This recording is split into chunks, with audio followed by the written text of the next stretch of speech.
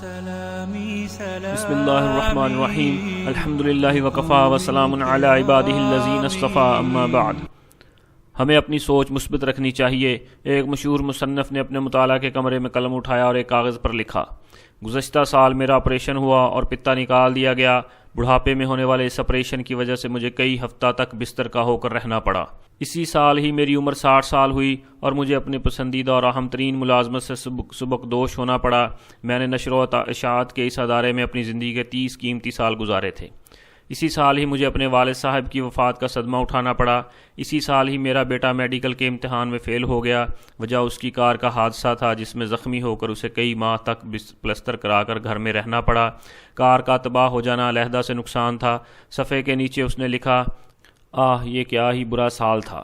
آئیے اب اس واقعہ کو سیدھا پڑھتے ہیں۔ مصنف کی بیوی کمرے میں داخل ہوئی تو دیکھا کہ اس کا خاوند غمزدہ چہرے کے ساتھ خاموش بیٹھا خلاؤں میں گھور رہا تھا۔ اس نے خاوند کے پشت کے پیچھے کھڑے کھڑے ہی کاغذ پر یہ سب کچھ لکھا دیکھ لیا۔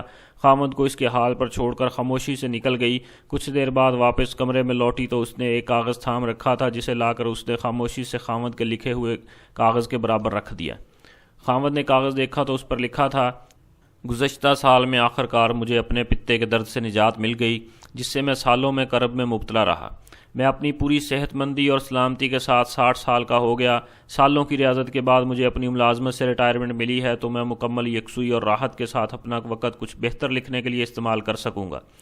اسی سال ہی میرے والد صاحب 85 سال کی عمر میں بغیر کسی پر بوجھ بنے اور بغیر کسی بڑی تکلیف اور درد کے آرام کے ساتھ اپنے خالق حقیقی سے جا ملے۔ اسی سال اللہ تعالیٰ نے میرے بیٹے کو ایک نئی زندگی عطا فرما دی اور ایسے حادثے میں جس میں فولادی کار تباہ ہو گئی تھی مگر میرا بیٹا کسی معذوری سے بچ کر زندہ سلامت رہا۔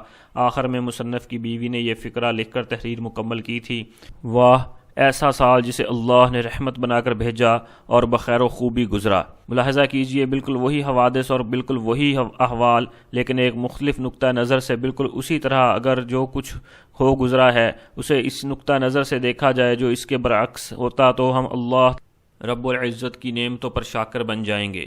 ایسے ہی ایک خاتون کی عادت تھی کہ وہ روزانہ رات کو سونے سے پہلے اپنی دن بھر کی خوشیوں کو ایک کاغذ پر لکھ لیا کرتی تھی۔ ایک شب اس نے لکھا کہ میں خوش ہوں کہ میرا شوہر تمام رات زوردار خراٹے لیتا ہے کیونکہ وہ زندہ ہے اور میرے پاس ہے، یہ اللہ کا شکر ہے۔ میں خوش ہوں کہ میرا بیٹا صبح سویرے اس بات پر جھگڑا کرتا ہے کہ رات بھر مجھے مچھر کھٹمل سونے نہیں دیتے، یعنی وہ رات گھر پہ ہی گزارتا ہے، آوارہ گردی نہیں کرتا، اس پر بھی اللہ کا شکر ہے۔ میں خوش ہوں کہ ہر مہینہ بجلی، گیس، پانی، پیٹرول وغیرہ کا اچھا خاصا ٹیکس ادا کرنا پڑتا ہے، یعنی یہ سب چیزیں میرے پاس میرے استعمال میں ہیں نا، اگر یہ نہ ہوتی تو زندگی کتنی مشکل ہوتی، اس پر بھی اللہ کا شکر ہے۔ میں خوش ہوں کہ دن ختم ہونے تک میرا تھکن سے برا حال ہوتا ہے، یعنی میرے اندر دن میں بھر سخت کام کرنے کی طاقت ہے اور یہ طاقت اور ہمت صرف اللہ ہی کے فضل سے ہے۔ میں خوش ہوں کہ روزانہ اپنے گھر کا جھاڑو پونجا کرنا پڑتا ہے اور دروازے کھڑکیاں صاف کرنی پڑتی ہیں۔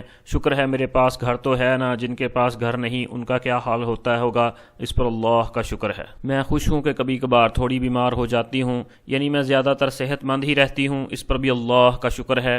میں خوش ہوں کہ ہر سال عید پر تحفے اور عیدی دینے میں پرس خالی ہو جاتا ہے، یعنی میرے پاس چاہنے والے میرے عزیز رشتہ دار دوست احباب ہیں جنہیں تحفے دے سکوں، اگر یہ نہ ہو تو زندگی کتنی بے رونق ہو، اس پر بھی اللہ کا شکر ہے۔